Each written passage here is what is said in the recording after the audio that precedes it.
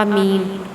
حضرت کعب بن عجرہ رضی اللہ عنہ بیان کرتے ہیں کہ رسول اللہ صلی اللہ علیہ وسلم نے فرمایا، ممبر کے پاس آ جاؤ۔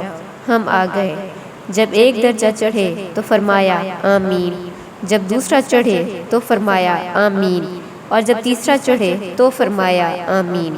جب اترے تو ہم نے عرض کیا، یا رسول اللہ، ہم نے آج آپ سے ایک ایسی چیز سنی ہے جو پہلے نہیں سنا کرتے تھے۔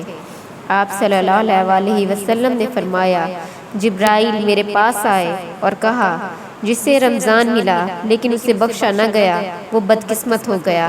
میں نے کہا آمین۔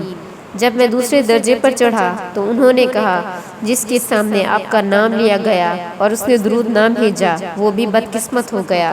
میں نے کہا آمین۔ جب میں تیسرے درجے پر چڑھا تو انہوں نے کہا، جس شخص کی زندگی میں اس کے ماں باپ دونوں یا ان میں سے ایک بوڑھا ہو گیا اور انہوں نے اسے خدمت و اطاعت کے باعث جنت میں داخل نہ کیا وہ بھی بدقسمت ہو گیا۔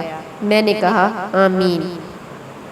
اسے امام حاکم، ابن حبان، ابن خزیمہ، بہقی اور ابن ابی شیبہ نے روایت کیا ہے۔